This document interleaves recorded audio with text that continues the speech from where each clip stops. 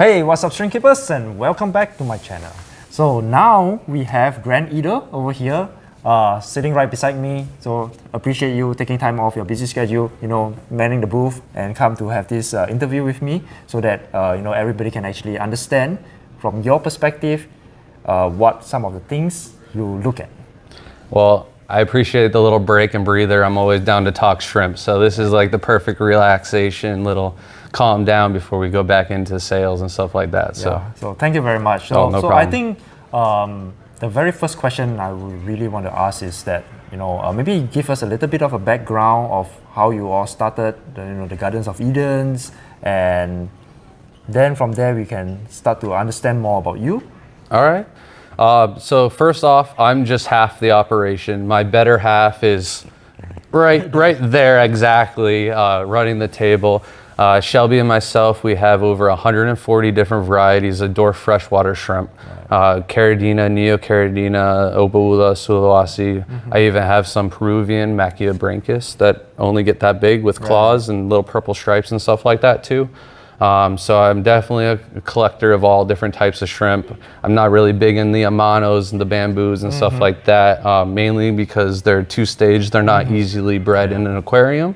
But all of the ones that are breedable are definitely right up my alley. I try to get as many different varieties as I can possibly get. We try to keep 2 or 3 tanks of each variety. So because of that, we do have 390 aquariums set up in the house.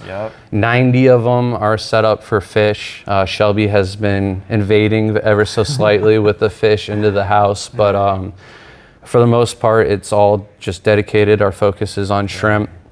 Plants is like our side step, but we have plans to be at 500 aquariums by the end of the year. We also have 60 ponds outside.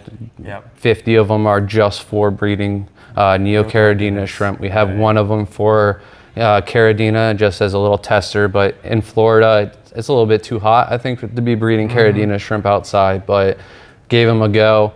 And then besides that, we just, really like going out exploring, collecting, and anything aquarium hobby related. Yeah. So you told me that you do this full time, right? Yeah. So for somebody who is listening to this and is contemplating whether should I go full time or should I even try to do it, what is some of your ideas about this, or message to them? So when I first got into the hobby, what got me into the hobby was an ad that said buy, raise, and sell red cherry shrimp, but as a side hustle. So I never really thought that it was going to take over and become my full-time career. So I always had that mentality going into it as these are really cool, they're colorful, I'm gonna try and make some different patterns and stuff like that. And if I can sell some to kind of compensate those costs, or just pay for the next tank or the next type of shrimp, I'm all for it. That sounds like the perfect hobby and side project and something for me. And it just so happened that one tank turned into 3 tanks, one type turned into 55 different types. And I was doing landscape manual labor work, and 8 hours in the sun, that last hour, you're just thinking, what can I do to get out of this? What could I possibly do? And we just got to a point where I just felt comfortable that, if I made this my main focus, that I could, lean back on this and make it a full-time career. So we were very lucky that that has been the case. We put away a lot of money so that we weren't really worried about bills and stuff like that. But I also have a great partner, and she went and got a couple more jobs, so that way, any extra funds or emergencies that did pop up, we were able to, cover those as well. So that's I think that's a great plan that you have started. So maybe you can share a little bit of what happens in Singapore, especially for a lot of shops. We do a lot of Neocaridina imports, and they try to sell them as quickly as possible, because imports, they come in, they usually die. There's a very high casualty rate when they arrive. And so, shops will do like, you buy 10, you get 5 free. You buy 10, you get 8 free. So they try to push it out all to the customers, but customers, they eventually know that this is not the right way, because you buy 18 or 15 and they realize that, they die. And they die. So does it happen in the US? So just here at the show, we've got 5 people so far that came up to me and looked at them. Oh, these are shrimp. oh, I can't keep those alive. And they pretty much start to walk away. And I'm like, well, hold on. Where did you buy those shrimp? Right. 9 out of 10 times they bought them from a pet store. How big were the shrimp? If they're anything from 3 centimeters to an inch in size, that's pretty much a guarantee that they're going to be imported. Right. And like the problem is they go from a farm to another, reseller, and then they're shipped over to the United States to a wholesale facility before they're shipped into the actual pet store.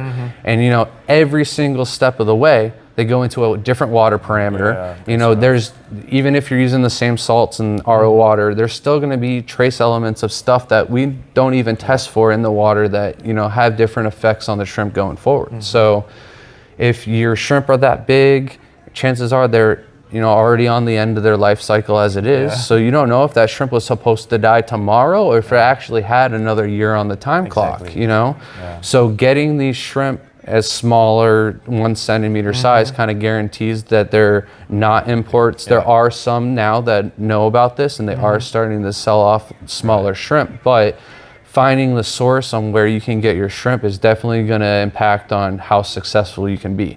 If you get a bunch of imported shrimp and they all die on you, then that's 100% a result of your water quality was bad, something got in the water that took them out. If you got imported shrimp and you throw them all into your tank, you could do everything perfectly and on point and they can still die on you. So it's like you've got to, pick out, hey, the homebred might be a little bit more expensive, but you're not going to lose half of them. Exactly. I think in the US, you guys have space to actually, build ponds. Like you have 60 ponds outside. You can go up to what? I don't know. Ponds, 200 ponds. I could, but realistically, we're going to probably max out we only have like a 1/4 acre property. So maybe one more question is, if I'm a new breeder, I'm going into this hobby, what should I do?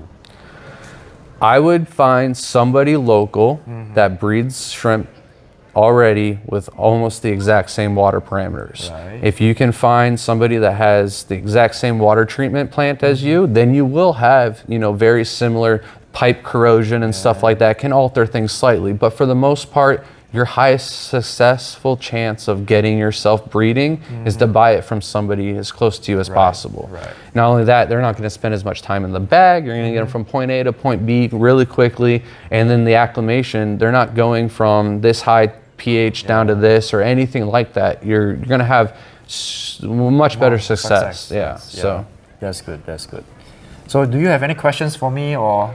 Actually, so water quality is different everywhere. And in Singapore, your water quality is even different than, like, say, Indonesia? It's much different.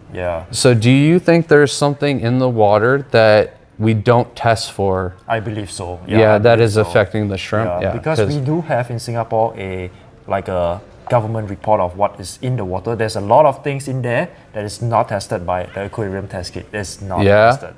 There's a lot. There's like 100 other elements, small little elements that we don't even know.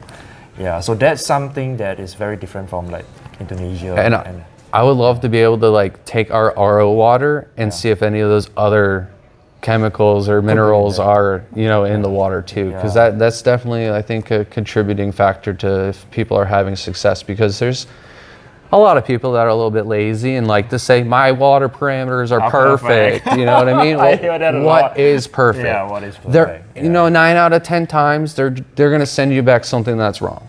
But 1 out of 10 times there is that person that's done everything right, and I can't find an answer for why their shrimp wasn't doing well. And I think there is something else in the water. The other thing is like perfumes, Febreze and air fresheners and stuff like that. I have a buddy who was using them and he was having issues in his shrimp, and I was like, you gotta stop using the Febreze. Exactly. So then they stopped using the Febreze like open in the house, but they were just spraying it directly into the vents. And I was like, that's not gonna work. You're still spreading it throughout the house. As soon as they stopped putting Febreze, breeding picked up, shrimp stopped dying. So there's a lot of factors out there in the household that we don't really think can affect the shrimp. But if your girl is overspraying perfume in the next room over, it might be a problem. Exactly. So thank you very much, Grant. I really appreciate your time. So For those who really enjoyed this video, please remember to give a thumbs up. And for those who want to watch new content, please remember to write in the comment section below. And until next time, peace out. Thanks for having me, man. I really enjoyed it. So happy to meet you in person. Thanks, man.